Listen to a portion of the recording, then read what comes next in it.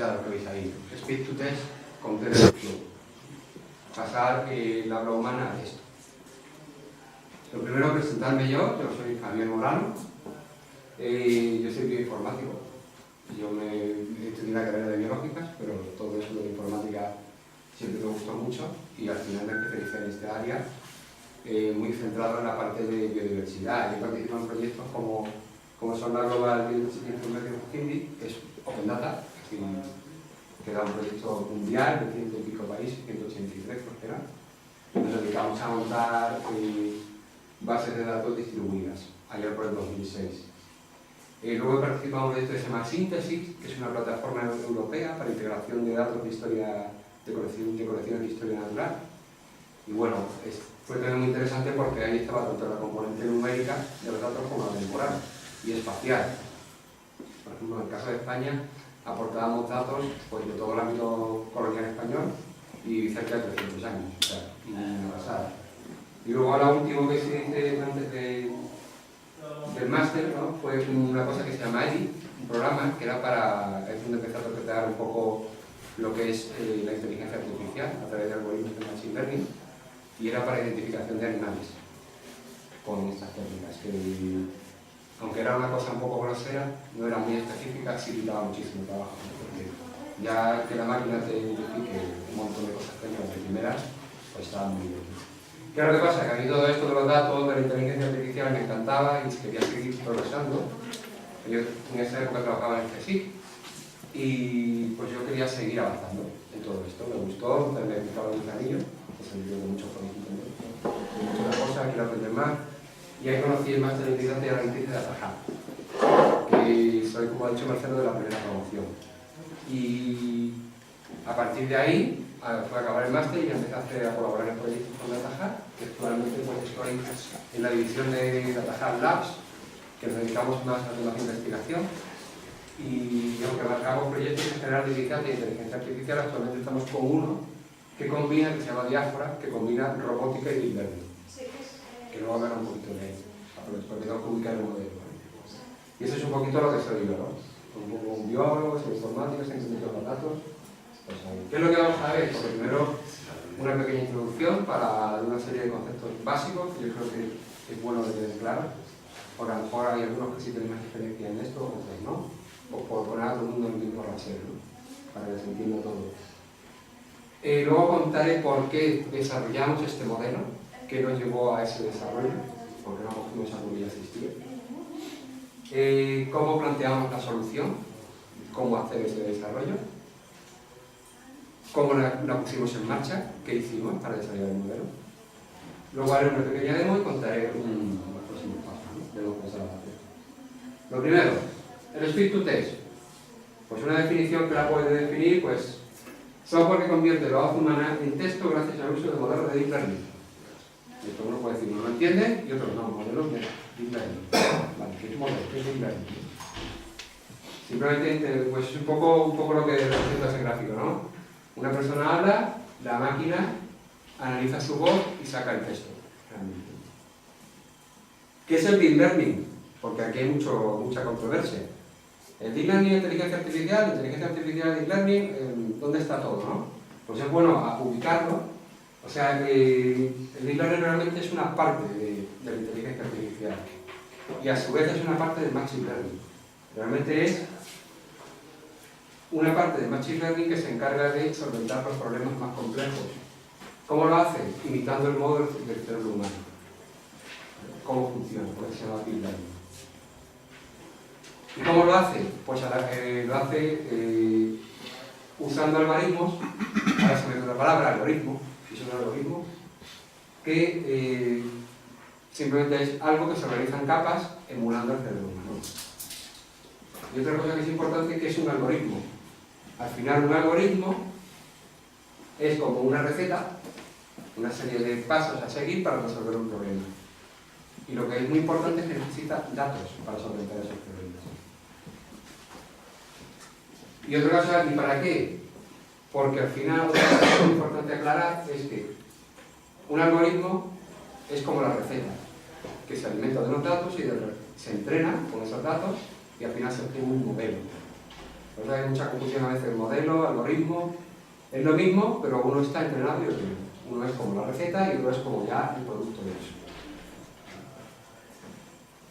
Entonces al final se puede decir, un poco cambiando esa definición y haciéndola un poco más coloquial, simplemente el speech-to-text es un software que convierte la voz humana en texto gracias al uso de redes neuronales artificiales. Y es un poco... ¿Alguien le queda alguna duda con todo esto que he contado? Porque para mí es importante que quede claro. ¿No? Me gusta así un poquito ir atomizando para que quede claro. ¿Por qué desarrollamos este modelo? En nuestro caso, como voy a comentar Marcelo, tenemos un proyecto de un robot para ayudar a la gente con Alzheimer, es un modelo Tether. Y en nuestro caso, el speech-to-text, ese modelo, lo integramos en el robot, ¿vale?, para orquestar un poco todas las operaciones. En total el proyecto tiene 9 modelos, este es uno de ellos. Entonces estamos trabajando con ROS. ROS es de Robot Operating System, es un software para gestión de elementos robóticos, y lo combinamos con TensorFlow, que se encarga de la parte del algoritmo de la inteligencia artificial. En este caso, este robot está pensado para trabajar en una serie de estados, en una máquina de estados. Entonces, como el speech-to-text es la columna vertebral, digamos, porque es lo que le dice: arráncate, o vete a la sala de terapia, o haz terapia. Entonces es lo que le vamos dando órdenes para que él pueda coger esa información, procesarla y ejecutarla a otro que yo lo estoy haciendo. Es donde se ubica este módulo, para ir pasando de unas fases a otras. Y bueno, el nombre viene de Diáfora, viene de Desarrollo de Inteligencia Artificial para Robótica Asistencial.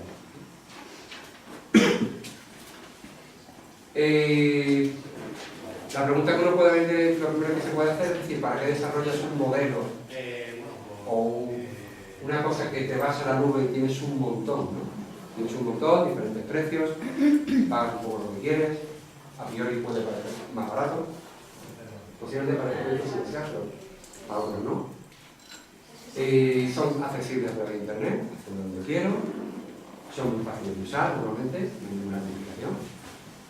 Tienen un montón de opciones, no tienes que comerte el coco con los requerimientos de hardware de ningún tipo, está bien montado, y pagas por lo que usas. Pagas mucho, pagas poco o nada. Y hay pues, un montón de opciones, desde Azure a Amazon, a lo que serían los servicios de Google, hay un montón. Pues nosotros decidimos desarrollar y tenemos un poco ahora un servicio cognitivo propio. ¿Por qué?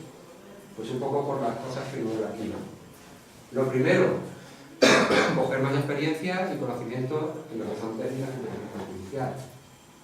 Tener un servicio cognitivo propio, que esto pues te da una serie de ventajas. Que a lo mejor no es tan bueno como nosotros, pero bueno, es una forma. Esto es lo que se dice siempre, te hace un camino y hay que preguntarlo. La versión a lo mejor no es tan buena, pero luego ya la experiencia que saca el desarrollo de un modelo de este tipo es que a lo mejor lo que obtienes no es lo mega óptimo que obtiene una gran empresa, pero sí vas aprendiendo mucho y vas viendo dónde fraquean estas tecnologías y vas recogiendo más de un secreto. Otra cosa importante es que para nosotros es fundamental porque queremos servicios cognitivos propios para que sean bases para otros proyectos. Imaginaros funciones de drones, en general, para dar base y no depender de nadie, en este caso. Es nuestro propio... Por ejemplo, tuvimos un proyecto con otro proveedor que lo planteamos como un servicio cognitivo de un tercero y al principio era todo muy guay, pero cuando empezamos con las interacciones y a pagar costes de 1 millón de interacciones, los precios del proyecto se disparaban. Eso hay que tenerlo en cuenta. En algunos proyectos no, en otros sí. Y otra cosa muy importante para nosotros es prestigio y valor de marca. Nosotros queremos jugar en la liga de la inteligencia artificial. No somos una super empresa, digo, en tamaño, pero sí tenemos muchas ganas de hacer cosas, tenemos mucho, no nos rendimos fácilmente y ahí estamos, ¿no? Queremos ganar prestigio. Y otra cosa muy importante, quizá una de todas ellas, muy relacionada con el proyecto de Diáfora, es que si nosotros vamos a tratar con gente con Alzheimer, con personas, datos médicos, ahí puede tener problemas con el tema de la privacidad. No digo la privacidad a nivel de legislación, sino que es que en los centros de Alzheimer, los centros médicos, tú tienes por un lado la BOPD y por otro lado puedes tener las personas que tutorizan, porque son personas que ya pues, necesitan ser atendidas a todos los niveles, pues a lo mejor no dejan que esos datos o no quieren que esos datos salgan de los servidores que tú vas a montar. Entonces ahí puede que no puedas utilizar un servicio cloud. Eso hay que tenerlo en cuenta también cuando uno se plantea trabajar o montar el modelo o no montarlo, eso puede ser clave. Y luego otros proyectos que hemos tenido con otros clientes nos han dicho, bueno, pero vosotros tenéis algo en la nube. Pues sí, pues no. Pues muchas veces que tuviéramos algo en la nube no nos gustaba. Depende de cada cliente.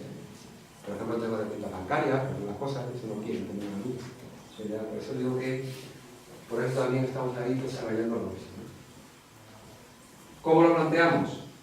Por lo primero que dijimos, esto es información secuencial y tradicionalmente información secuencial, como aquí no tenéis enmarcado speech recognition, pero tenemos relación de música, clasificación de sentimientos, secuenciación de ADN, bueno, todo lo que sería, tiene como entrada una secuencia y la salida otra secuencia. O una secuencia y un valor, o entrada un valor y una secuencia. En definitiva, la gente trabaja con secuencias, ya sea secuencias de audio, secuencias de texto, lo que sea, ¿no? Sí. Y un poco lo que se trabaja. Esto, tradicionalmente, y si alguna vez estáis un poco metidos en todo esto, sabéis que para que lo sepa, lo recordamos y para que no, lo decimos. Esto se trata con lo que se llaman unas redes neuronales recurrentes. ¿Y qué son? Pues son redes con memoria, que van un poco, tienen la capacidad de recordar, de memorizar. ¿Por qué? Porque tratan información de forma secuencial, porque trabajan con secuencias. O sea, si es una cadena de texto, primero analizan la casa roja, me gusta mucho, pues van diciendo la, primero cogen la, luego la casa, van analizando parte a parte. ¿Vale? Van analizando y procesando. Y necesitan esa memoria porque van intentando buscar las relaciones entre cada posición. La es un artículo, casa es el sustantivo relacionado con este artículo, y van buscando todas esas relaciones internas. ¿Para qué? Pues para ver un poco el sentido al final general de la relación. Y cada una de estas posiciones, pues, como ya os he dicho, representa o una palabra o un momento temporal. Un momento temporal es lo que pues un poco, segundo 1, segundo 2, segundo 3, se va procesando por cada una de estas neuronas. Si habéis visto, cuando he puesto el dibujito de la red neuronal, he visto que son como capas, que están como puntitos, que son las neuronas, y en este caso están como así, en filas, porque van tratando información secuencial.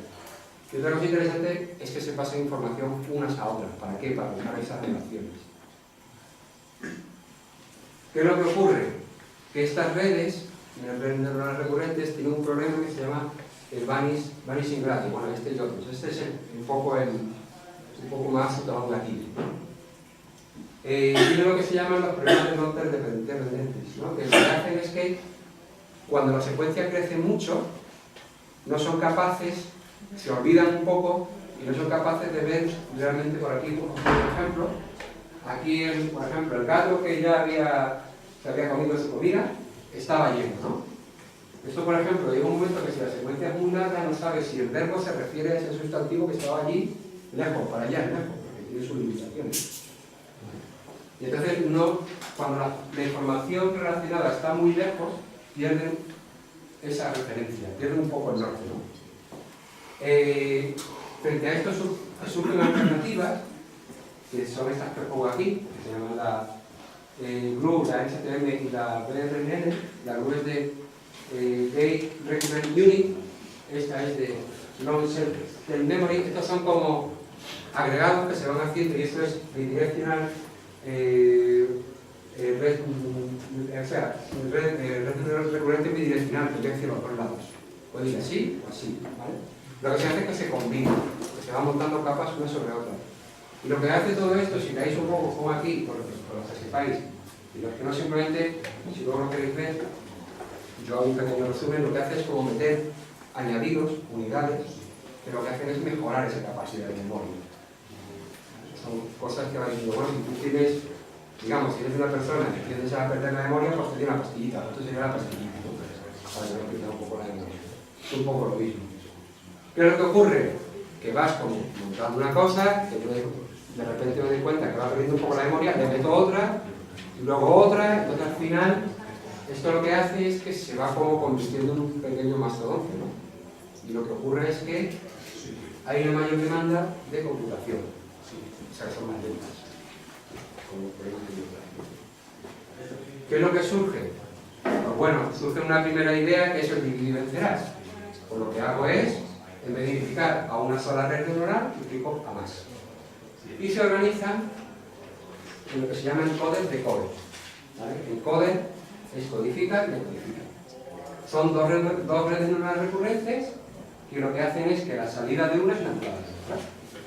Por poner un ejemplo del audio, de lo que estamos viendo aquí, la encoder lo que haría es coger la secuencia de audio, comprimirla, memorizarla, procesarla, prepararla, pero todavía no hace ninguna predicción sobre ella, no analiza nada de texto, no dice qué texto va a tener, se divide el trabajo. Y la decoder lo que hace es coge la secuencia de audio, que ya se la ha preparado, se la ha puesto vectorizada, porque las redes neuronales trabajan con vectores.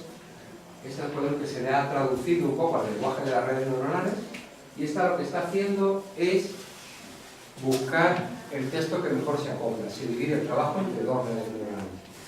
Esto pues mejora bastante, ¿vale? Pero sigue habiendo ese problema de ser más tonto, ¿no? ¿Qué es lo que ocurre? Que para mejorar un poco esta estructura encoder-decoder, que es un poco por donde lleva un poco la cosa mejor encaminada, se mete un aditivo adicional. Si yo estoy trabajando con elementos textos sintácticos, con frases, en general ya sea en formato texto o en formato audio, lo que hago es inventar lo que se llaman los mecanismos de atención. Un mecanismo de atención es simplemente lo que hacemos nosotros. Esto ya imitaba en parte a los cerebros humanos, pero seguía haciendo el procesamiento un poco al bruto, ¿no? Cojo toda la frase, la analizo, la veo toda entera, luego tal, un poco así, luego pues, lo que hacen las máquinas, procesamiento en serie, lo bestia. ¿Qué es lo que se hace? Se mete un tema de atención. ¿Eso qué significa? Tú cuando te llega una frase, pues por ejemplo, me gusta mucho la primavera porque voy a tomar cerveza, ¿no? Por ejemplo, o más cerveza, o menos, la cosa es que tú vas primero identificando, realmente el cerebro no coge la frase entera, no, la coge, sí, la coge, hace ese encoder, digamos, y luego va como diciendo, esto es un verbo, esto es un sustantivo, esto es un no sé qué, y va como haciendo ese análisis. Este verbo, además, por ejemplo, lo pongo aquí, ella está comiendo una manzana verde. Si veis aquí, eating es una acción, es el verbo, y está claro que si está comiendo algo. Tiene que haber algo por ahí que está comiendo, porque es lo que da sentido, ¿no? Efectivamente, una manzana. Entonces, se puede decir que eating y apple, manzana, tienen una relación de atención muy grande. Entonces, al final lo que le va diciendo es que se va haciendo un procesamiento por partes y se van marcando como atenciones. Esto tiene, por ejemplo, hitting con link no tiene ningún tipo de, tiene una atención baja. Y al final lo que se consigue, se establecen unos pesos de atención que se llaman, lo que hace es que simplemente todo esto que veíamos aquí, ¿no? Esto lo va metiendo y le va dando como unos valores a cada una de las palabritas. ¿Para qué? Para que luego le va aplicando lo que se llaman unos pesos. Le va dando unos pesos y al final lo que va a hacer es que va a ayudar a que la encoder que va a asignar esos pesos, va a marcar esos puntos de atención y entonces le va a ir diciendo a la decoder, oye, aparte de prepararte la información, te voy a decir en cada paso, cuando estés bueno, ella está comiendo, te voy a decir en qué partes tienes que mirar para buscar la información relacionada. Lo que va haciendo es mejorar todo ese mecanismo, utilizar todavía más. ¿Hasta aquí lo tenéis todo claro? Podéis preguntarme en cualquier momento, si queréis. Lo que ocurre es que sí, método, daros cuenta, la red neuronal recurrente, que tiene el problema de que la información va de forma secuencial, ya de por sí tiende a ser lenta. Luego, por otro lado, le he metido las unidades de memorización. Por otro lado, le estoy metiendo mecanismos de atención. ¿qué es lo que ocurre? Por lo que os decía, se va como complicando la estructura. Y entonces, todo eso hacía que todo este tipo de trabajo fuera muy lento. Por un lado, porque era el trabajo, no se permitía la paralelización, porque era trabajo secuencial, tiene que ser en serie, y por otro lado, al meter tantas unidades, la cosa se iba complicando y se hacía cada vez más lento. Eso no quiere decir que no funcione, pero si las quiere funcionar, funcionan. Pero, ojo, requieres muchísimo hardware y muchísima capacidad de computación para hacer cosas. ¿Qué es lo que pasa? Google en 2017, en un paper que se llama Attention is all you need, atención es lo que tú necesitas, plantea un modelo que es el de Transformer, que tiene una arquitectura bastante innovadora, que lo que hace es, porque se llama atención a lo que tú necesitas, que es una arquitectura basada totalmente en mecanismos de atención. ¿Eso qué significa?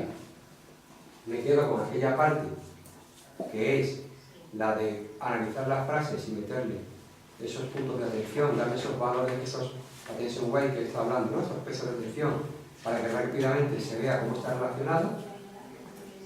Me quedo con la estructura encoder-decoder, porque es una forma de hacer ese dividir y vencerás, pero me cargo las redes neuronales recurrentes. Las quito. Y lo que hago es que baso todo en lo que se llaman capas de atención. Aquí podéis ver eso que consigo. Pues es más eficiente, mucho más eficiente, y requiere muchísima menos capacidad de computación. ¿Cómo se organiza? Pues aquí os lo pongo. Aquí veis, ahora vamos a ir viendo un poco esto. Este sería la arquitectura que tiene este algoritmo, aquí lo veis. Y si veis aquí, lo que tiene una entrada, que es la secuencia de audio, entra aquí y le hace lo que se llama un input embedding. Eso quiere decir que la adapta a la entrada de la red, en este caso, del modelo. Y aquí le meto un atributo posicional para saber en qué punto está. Y luego lo que va haciendo, esta es la encoder, ¿vale? Esta es la decoder. Lo que va haciendo es, aplicando mecanismos de atención, normalizar. Esto de normalizar es muy importante porque tiene que ir como actualizando todo, para que los cálculos se hagan mejor. Y luego hace como una adaptación a través de una red feed-forward, que son las tradicionales, que tienen una entrada y una salida, una atrás, un estándar, una estándar, y va aplicando todo el tiempo normalización y hace lo mismo. Entra aquí, le aplica los pesos de atención y luego se la pasa. Y esto también va haciendo ese análisis de atención. Como vais viendo, lo que va haciendo en todo momento es adaptación, aplicar atención, normalizar, transformar, adaptar, y va haciendo un poco. La idea es que va aplicando esos mecanismos de atención en varios pasos. ¿Para qué? Para ir un poco afinando todo eso. En cada una de estas células que veis aquí de mecanismos de atención, lo que hace es primero una transformación lineal y luego la aplica. Esto que pone aquí, Scalar of Product Attention, es como una función que lo que hace es medir la atención de las frases que van entrando. Va diciendo qué correspondencia van teniendo las frases. Y lo que han hecho es, me quedo con la idea de dividir la información entre dos unidades, dividir el trabajo y el tratamiento de la información, y lo que hago es quedarme con todo lo bueno, que son los mecanismos de atención, que dan muy buenos resultados. Los mecanismos de atención estoy hablando aquí, pero tenéis en imágenes también. Aquí lo que se hace es, se usa lo que se llama la autoatención, que quiere decir que tú tienes una frase y entonces va diciendo, si estoy en la primera posición, que es el artículo, cómo se relaciona con el resto. Y se va, como eso que he puesto antes de low attention y low y high attention, pues va variando en función de cada palabra. Eso es lo bueno. Y entonces en un momento dado no tienes por qué procesar todo, puedes procesar partes. Pero aquí estoy hablando de texto, pero eso también sirve para imágenes. En imágenes podéis ver muchos ejemplos, que hay ejemplos que se llaman atención local, que va como por partes de la imagen, analizando, va pasando, o si hay otra cosa que se llama atención global, que lo que hace es que coge la imagen entera y la aplica como un mapa de calor, ¿vale?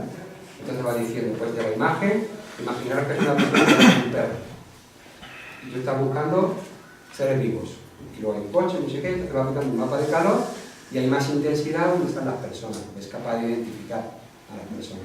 Y eso siempre se basa en lo que es la atención. Eso por un lado sería un poco la técnica, y luego están las funciones, esas funciones que se encargan de marcar esa atención, de decir digamos, aquí os pongo una fórmula, ¿no? Aquí se usa una que se llama, para el tema de este cálculo de atención, hay unas muy típicas que son operaciones de adición, de sumas, o lo que se llaman dot product, multiplicaciones, ¿vale? Y eso es como matemáticas, ¿no? Matemáticas, eso es simplemente que sepáis que se llaman unas funciones de alineamiento, ¿no? De cómo alinear esa frase con la atención, ¿no? Con esa palabra en general. ¿Qué es lo que pasa? Esto se llama, aquí en este paper sacaron una cosa que se llama Scaling Dot Product Attention, que es que lo que le hago la escalo, simplemente que me meto un denominador, ahí es barra d, tampoco me quiero meter mucho ahí ahora, simplemente que yo tengo una operación de multiplicación y le meto un denominador, le meto una división, ¿para qué? Para evitar que se me vaya, porque una multiplicación se te produce un producto interno y se te va, ¿vale? Y es simplemente que hablar con esa idea, que es cómo hago yo ese cálculo, ¿no? Y luego, otra cosa muy interesante que quiero remarcarlo aquí he visto esto, lo pongo en un plano. La otra cosa interesante que tiene este modelo es que, como he dicho que antes, que las redes neuronales recurrentes tienen un problema de velocidad porque es tratamiento de información secuencial. No puedo ir, tengo que ir tal. Aquí lo que hacen, aparte de meter los mecanismos de atención, la multiplexan. Esto mismo que veis aquí, que está aquí bien pintado para que se entienda, está por 6. Hay 6 debajo. Al final aquí tienes como 6 capas, lo que hacen es, yo calculo la atención, pero lo divido como en 6 subcapas. Y con eso, ¿qué es lo que consigo? Paralelizo. Paralelizo, voy haciendo el cálculo como en 6 espacios diferentes, y luego hago una ponderación de todo. ¿Eso qué significa? Que mi tiempo de entrenamiento lo reduzco. Es como si tuviera 6 redes trabajando. Y esto es un poco también otra cosa interesante. Esta función que os he dicho, esta función lo que va haciendo es aplicando normalizaciones en todo momento. ¿Para qué? Para mejorar la capacidad de cálculo, siempre. Siempre que tengamos capacidad hay que normalizar para mejorar las cosas. Y esto es un poco lo que mete este de Transformer, ¿no? Que es un paper que si lo podéis leer está muy bien, luego tiene una parte que te pone ejemplos que lo han hecho con un tema de traducción y la verdad que tiene resultados bastante buenos, con un hardware no tan caro. Yo, por ejemplo, aquí hemos usado TPUs para entrenar, TPUs de Google. Yo lo digo que el GPU entrenaba pero no daba tan buenos resultados, pero con TPU, pero usamos la más bajita. ¿Sabéis todo lo que es una TPU? TPU es una GPU, una tarjeta gráfica creada por Google, especial, ¿no? Que es como muy potente, la verdad que da buenos resultados. Pero simplemente para que hagáis una idea a nivel de coste, a nosotros nos ha costado entrenar este modelo, no llega a 300 euros, entrenar el modelo en sí. Luego son los costes de montarlo, del almacenamiento y todo, ¿no? Esto es un poco a grosso modo, ¿vale? ¿Y cómo pusimos esto en marcha? ¿Cómo arrancamos este modelo, ¿no? ¿Cómo lo pusimos? Pues una cosa que tienen que tener claro cuando se meten en el tema de deep learning, planteamos esta solución, es que el deep learning está muy chulo, hace cosas muy chulas, está muy interesante, pero necesita una alta de datos. Mogollón. Simplemente aquí os pongo una gráfica que a mí sí me gusta mucho. El deep learning, como decía antes, está pensado para solventar aquellos problemas más complejos, pero tiene un coste, que es que requiere muchos datos. O sea, aquí simplemente el machine. ¿Por qué surge el deep learning? Porque llega un momento, cuando tú tienes determinadas cosas, yo quiero analizar datos, ¿vale? El machine learning llega un momento en que entra, en que se agota, ¿no? Se queda exhausto. Aunque le den más datos, los algoritmos de machine learning no aprenden más. Sin embargo, deep learning sí. Aprende y aprende de forma exponencial, pero requiere muchos datos para dar resultados. Esa es la contrapartida que tiene. ¿Y qué es lo que pasa? Que uno se dice, cuando uno se pone a ver, si habéis buceado un poco en todo esto, veréis que hay un montón de ejemplos, todos en inglés. Pero nosotros no queríamos que el robot entendiera en inglés, queríamos que entendiera en español, ¿no? Y claro, dice uno, ¡qué bien! Pues hay un proyecto, y esto lo pongo para que lo conozcáis, está muy bien, que se llama Common Voice, es un proyecto de la Fundación Mozilla, y lo que se dedica es a recopilar cosas que dice la gente y las transcribe al texto. Y hay un montón de información. Y ahí, esto sería un poco las voces, y luego lo hace en un formato que se llama LibreSpeak, ¿vale? Simplemente para que suene. Simplemente es como una fuente bastante grande de información de audio transcrita al texto. ¿Qué es lo que pasa? Cuando no hay todo contento, porque me ha dicho mi colega que allí hay, que me he enterado, porque he visto en Twitter, que uno ha tuiteado que hay un sitio que hay un montón de información de audio y de texto, vas allí, te contento y feliz, y resulta que no es español. El español está en Torres. En Torres se ve así un año, ¿sabes?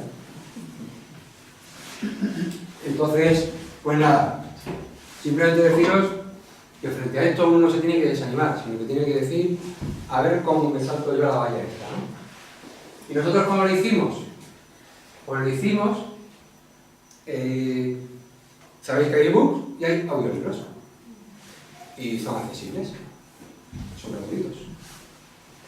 Entonces lo que hicimos es crear un dataset propio usando ebooks y audiolibros.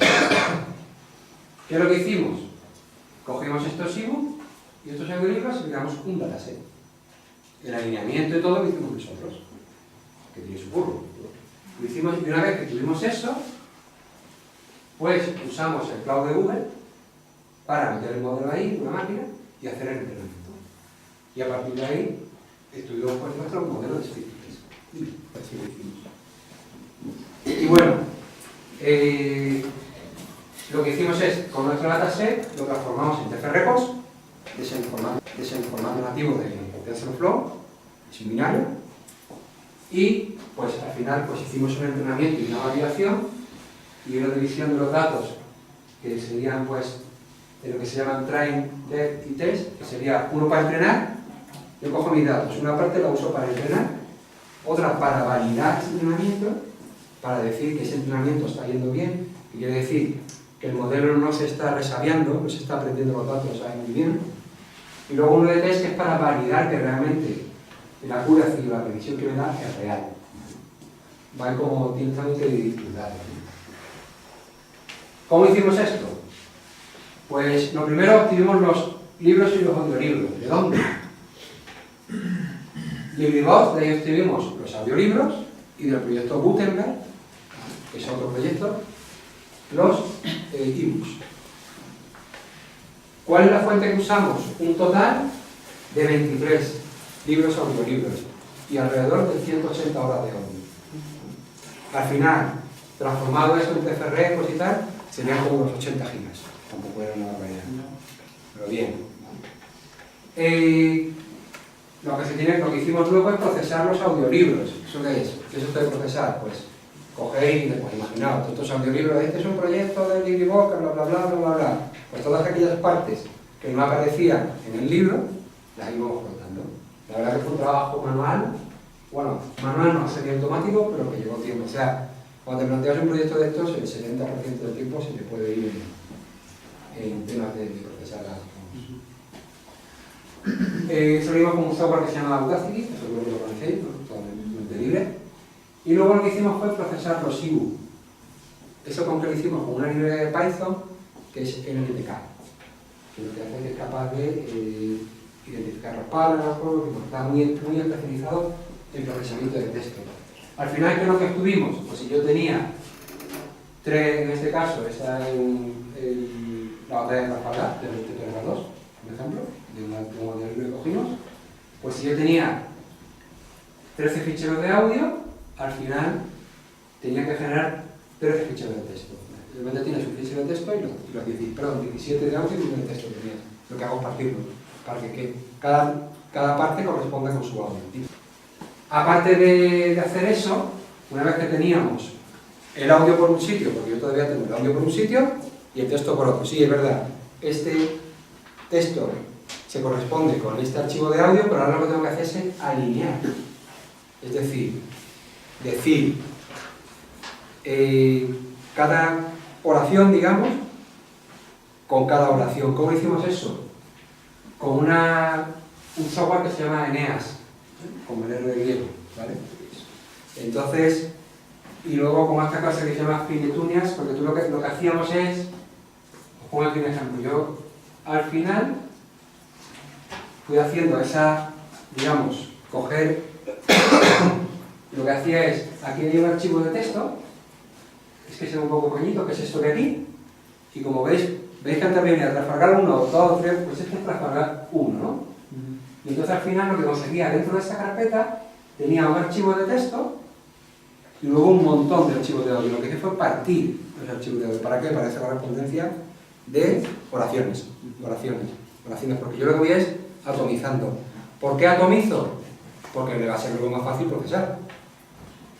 No es lo mismo procesar, imaginaros un archivo de texto con 150 líneas que un archivo de texto con 2 líneas. Y al final lo que voy haciendo aquí es que voy obteniendo cada párrafo, o cada párrafo que veis aquí, cada oración, párrafo aquí, a qué archivo de audio se corresponde.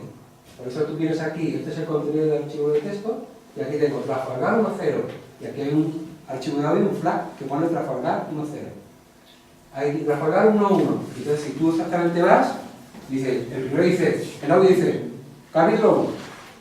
El segundo dice, se me permite ir, y son como archivos ahí pequeñitos. ¿Vale? Eso es así. Estos serían como el preprocesado, todavía no tengo los datos de entrenamiento. ¿Tienes más preguntas? ¿No hicisteis ninguna validación que realmente el texto era lo que decía? Sí, esa herramienta que ves ahí, FineTunes, es la complementaria. Aneas hace la eliminación y luego no lo hicimos con todo. Y luego comenté ese dataset, lo genero con todo esto que ya tengo preprocesado, genero un dataset, que es eso que os ponía de los TF Record, ¿no? Y lo divido en 3 bloques, lo que os decía, en un bloque de entrenamiento, en un bloque de test y en uno de validación, que lo que decía, el de entrenamiento es el que usa para entrenar activamente, pero como estas redes son muy listas, al final como que se aprenden los datos, pues para evitar eso lo que yo voy haciendo es cojo una parte de ellos y los uso para validar, para asegurarme que no está haciendo, que no se está resabiando. Y por último, una vez que ya acabo el entrenamiento, uso este conjunto de test para ver, porque una cosa es lo que ya se conoce, ya sea porque se ha entrenado o porque se ha validado, porque se lo conoce, y esto sería como una simulación del mundo real. Unos datos que no ha visto nunca la red, se los paso y digo, a ver cómo lo haces. Y cuando hicimos eso, daba unos resultados buenísimos, pero claro, porque era audio limpio. Vale, eso sí. Con el audio cuando se ensucia un poco, le cuesta un poco más, eso sí. Pero eso nos va a servir a nosotros ¿para qué? Para saber por dónde tenemos que ir luego. Esta es un poco la gráfica que usamos para hacer todo esto, usamos una librería que ya implementa el Transformer, que se llama Tensor2Tensor. ¿Vale? Tensor2Tensor es una librería de modelos de Deep Learning, también de Google, que lo que hace es implementar el Transformer con TensorFlow. ¿Vale? Lo implementa ahí, y entonces pues un poco lo cogimos y usamos esto. Y esta es un poco la curva de entrenamiento que sacó. Veis un poco aquí, y bueno, esto es muy habitual, que llega al principio va bajando mucho, luego ya deja bastante bastante, ¿no? Un poco para que lo veáis. Y el tiempo aproximadamente, bueno, aquí veis, pues hicimos un total de 230.000 pasos, más o menos. Esto lo llevó con una TPU, lo llevó como 4 o 5 días. ¿Cuando dices pasos? Son las veces que va viendo los datos ya. ¿Vale? Cada iteración. Vale, nada, que bastante rápido. Y luego esta librería de aquí también la menciono porque es bastante interesante, porque te permites, aparte de hacer esto de speed to test, permites la clasificación de imágenes y tal, y luego lo puedes tecotear lo que te dé. ¿Vale? Está bastante bien. Los próximos pasos que tenemos pensados, lo que decía es nuestra visión alta, ¿vale? La primera visión. Lo primero, hacer los más robustos ruidos. 2 días. Calibrando, aprendiendo mucho en calibración de micrófonos, que hay papers por ahí que te cuentan un montón de cosas que yo no sabía, por cierto, pero meterte en estas cosas porque te vas enterando. Se puede calibrar a nivel del sistema en el que esté, pero es que luego te puedes meter y hay como papers específicos de calibración de micrófonos. Yo no lo sabía, pero ahí están. Entonces eso por un lado. Temas que es muy interesante, a mí la vía que más me gusta es la de entrenar otra red que filtre ese ruido. ¿Vale? Lo puedes hacer a nivel de software, a nivel de hardware, a nivel de micrófono, software con programas como SVX, FFmpeg, pues todo lo que hay, ¿no? Hay muchos. Pero hay una calidad que más me llama, si luego se puede, hacemos una red. Y ya tenemos vista y todo, así que guay. Y luego lo que vamos a poner en producción, ¿con qué? Con una cosa que se llama TensorFlow Serving, que es una parte específica de TensorFlow que lo que te hace es, ese mismo modelo que os he enseñado en RAW, digamos, con todos esos checkpoints, lo que te hace es que te lo exportas, te creas en un PBX, eso te lo puedes llevar al servidor, o lo montas en un Docker, que lo hemos hecho, y va a la misma maravilla, levantas el Docker, le cargas el modelo y ya tienes un servicio en las APIs. Va súper bien, o sea, el TensorFlow Serving está muy bien. Utilizarlo en los proyectos, por ejemplo, tenemos también una línea de chatbot, pues, aparte de hacerlo por texto, que sea capaz de recopilar, pues se decía que sea la base para otros proyectos. Porque nuestro chatbot, aparte de coger el texto escrito, sean capaces de entender ya lo que tenemos aquí, un poco. Y muy importante adaptarlo a TensorFlow 2.0, que salió ayer, bastante bien, obviamente. Y muchas gracias.